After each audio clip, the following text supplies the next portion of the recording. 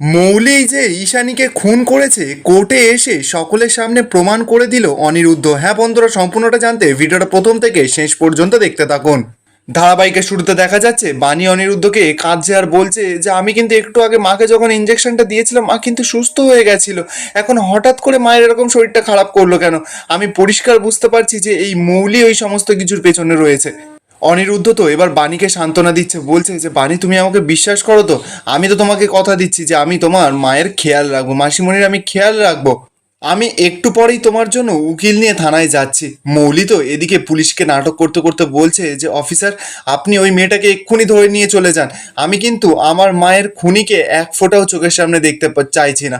ঠিক তখনই দেখা যাচ্ছে যে তানিয়া তো বাণীর কাছে গেছে, বাণীকে গিয়ে কাঁদছে আর বলছে যে আমার মা কোথাও যাবে না। বাণী তখন তানিয়াকে সান্ত্বনা দিচ্ছে, বলছে যে এইভাবে ভেঙে পড়লে হবে তানিয়া, তোমার মা তো একজন ফাইটার, কোনো সমস্যার মুখে পড়লে তোমার মা কখনো হার মানে না। আর আমার মাম্মা মতো একজন ফাইটার, তাই জন্য বলছি তুমি সাহস রাখবে, একদম ভয় পাবে না। অনিরুদ্ধ তো এবার বাণীকে বলছে যে বাণী, আমি যেটা বললাম সেটা কিন্তু মাথায় রাখবে, আমি এক্ষুনি উকিল নিয়ে যাচ্ছি, যারা আমাদের সঙ্গে এরকম চক্রান্ত করছে তাদেরকে আমরা কিছুতেই ছাড়বো না। ঠিক তখনই তো সেখানে সাথী চলে আসে, সাথী এসে এত পুলিশ দেখি অবাক, বলছে "এই, এখানে এত পুলিশ কেন?" নয়নতারা তখন মজা করতে করতে সাথীকে জানাচ্ছে যে ওই কিছুই না, ওই ডাকাত রানীকে তুলে নিয়ে যেতে এসেছে। সাথী তো এবার পুরো অবাক, বলছে কেন? মৌলি তো তখন সরাসরি বলছে যে কেন, আমার মাকে খুন করার ক্রাইমে। সাথী তো এবার রেগে যায় মৌলির ওপর, মৌলিকে বলছে যে মৌলি তুমি এসব কি আজে বাজে কথা বলছো। অনিরুদ্ধ তো এবার সাথীকে বলছে যে মা তুমি চিন্তা করো না, আমি মাসিমণির কিচ্ছু হতে দেবো না, আর বাণীরও না। বাণীও তো এবার সাথীকে বলে যাচ্ছে যে আপনি চিন্তা করবেন না মাসিমণি, শুধুমাত্র আমার মাম্মামকে একটু আপনি দেখে রাখবেন। ঠিক তখনই তো সেখানে বিদ্যুৎ নাটক করতে করতে চলে এসেছে, বলছে আমার মাম্মি কোথায়, আমার মাম্মির জন্য আমি পুজো দিয়ে এনেছি। বিদ্যুৎ এবার এত পুলিশ দেখে বাণীকে বলছে, এই বাণী কি ব্যাপার, এই পুলিশগুলো মনে হচ্ছে দেখে তোকে ধরে নিতে এসেছে, কি হয়েছে বলতো? বাণী তো এবার রেগে মেগে বিদ্যুৎকে বলছে যে সেই কৈফাত আমি তোমাকে দিতে বাধ্য নই। বিদ্যুৎ এবার নাটক করা শুরু করে দিয়েছে, বলছে যে আরে বাবা তুই যদি না বলিস তাহলে কি করে হবে, আর তুই ধরো তো এক্ষুনি গারদে চলে যাবি, তারপর আমার মেয়েটাকে কে দেখবে? বিদ্যুৎ তো এবার তানিয়ার হাতটা টেনে ধরে ধরে বলছে যে চলো তো তানিয়া, তুমি আমার সঙ্গে থাকবে আজকের পর থেকে।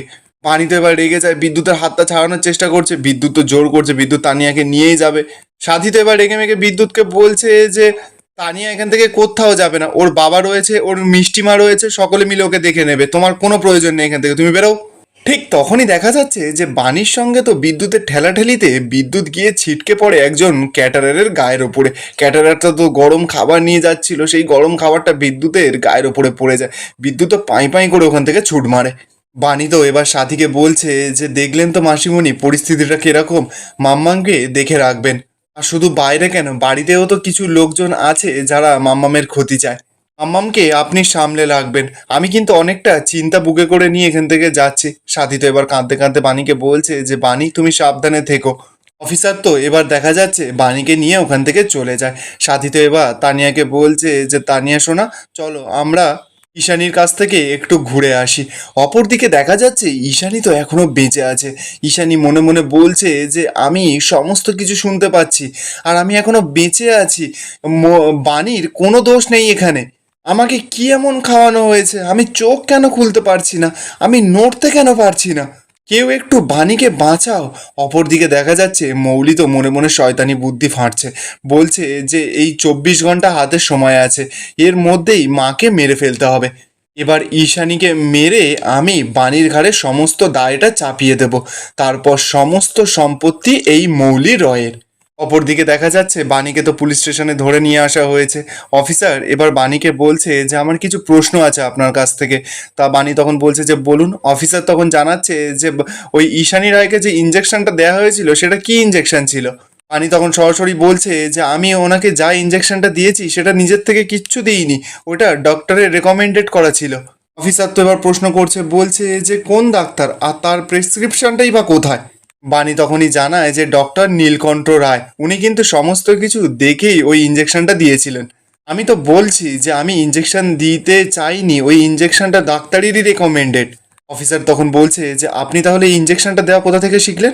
তিনি তখন বলছে যে পরিস্থিতির চাপে পড়ে আমি সমস্ত কিছু শিখেছি, আর আমি কারোর কোনো ক্ষতি করব বলে ইঞ্জেকশন দেওয়াটা শিখিনি। অফিসার তখন জানায় কিন্তু আপনার নামে যে অভিযোগ আছে, যে ওই ইঞ্জেকশনটা দেওয়ার পর থেকেই ওনার শরীরের অবনতি ঘটেছে। বাণী তখন সরাসরি জানাচ্ছে যে শুধুমাত্র অভিযোগ করলেই তো আর সমস্ত কিছু সত্যি হয়ে যায় না। আর ঈশানী রয় তো আমার মা, আর আমি আমার মায়ের বা কেন ক্ষতি করতে যাব? অফিসারের মনে তো এবার প্রশ্ন জাগে। বাণীকে বলছে যে ঈশানী রয় তো আপনার মা নয়, উনি তো মৌলি রয়ের মা, তাহলে আপনার মা হলেন কি করে? বাণী তখন সরাসরি জানাচ্ছে যে দেখুন, এই সময় আমি আপনার প্রশ্নের সমস্ত উত্তরটা দিতে পারবো না। অফিসার তখন সরাসরি বলছে যে দেখুন, আপনার কিন্তু চাওয়া না চাওয়াতে এখন কোনো কিছু যায় আসবে না, কারণ কেসটা এখন খুব সিরিয়াস। বাণী তো এবার সরাসরি অফিসারকে বলছে যে দেখুন, এই পরিস্থিতিতে আমি আশা করব যে আপনারা আমার পরিবারের পাশে থাকবেন, আর আমার কিন্তু আমার মায়ের পাশে থাকাটা খুব দরকার।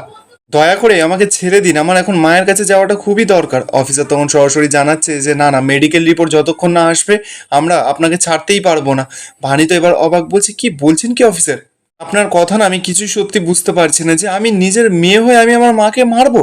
অফিসার তো বাণীর কোনো কথা শুনছে না, বলছে যে আপনার কথার কোনো কিচ্ছু এখানে ভ্যালু দেওয়া হবে না, কারণ এটা পুলিশ স্টেশন, আমরা যখন চাইবো তখনই ছাড়বো।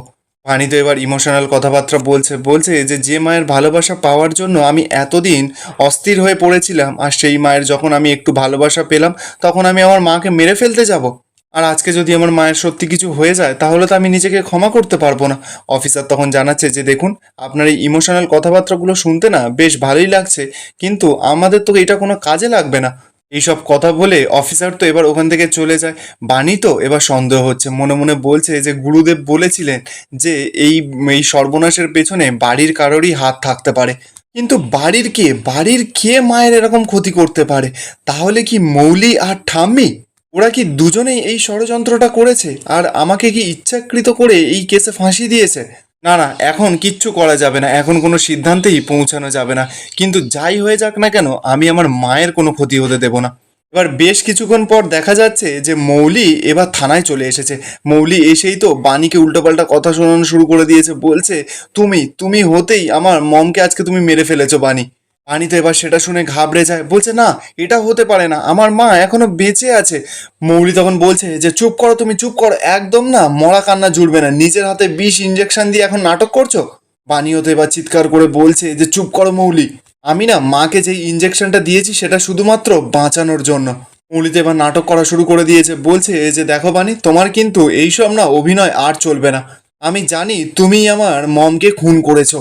পানি তো এবার আর নিজেকে কন্ট্রোল করতে পারে না, সঙ্গে সঙ্গে গিয়ে মৌলির গলাটা টিপে ধরেছে, ধরে বলছে যে তুই কি করেছিস বল, আমার মার সঙ্গে তুই কি করেছিস? তুই হতেই আমি জানি তুই আমার মাকে শেষ করে ফেলেছিস, তুই বল এক্ষুনি তুই কি করেছিস। এবার তো সেখানে পুলিশ অফিসাররা চলে আসে, মেয়ে পুলিশ অফিসার এসেই তো বাণীকে ছাড়ায়। অফিসার তো এবার এসেই বাণীকে বলছে যে এইসব কি করছেন আপনি। বাণী তখন এবার কাঁদতে কাঁদতে চিৎকার করে অফিসারকে জিজ্ঞাসা করছে, বলছে অফিসার বলুন না, আমার মায়ের কিচ্ছু হয়নি তো?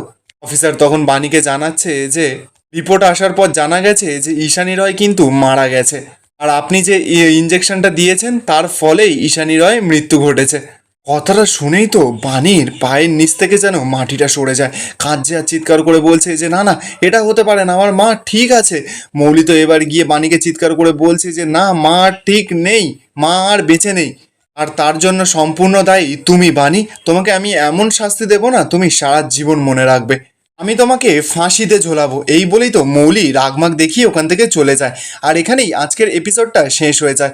আপনাদের কি মনে হচ্ছে, ঈশানী কি সত্যিই মারা গেছে নাকি না? কমেন্টে আপনাদের মতামত অবশ্যই জানাবেন, আর ভিডিওটা ভালো লেগে থাকলে চ্যানেলটা সাবস্ক্রাইব করে যাবেন।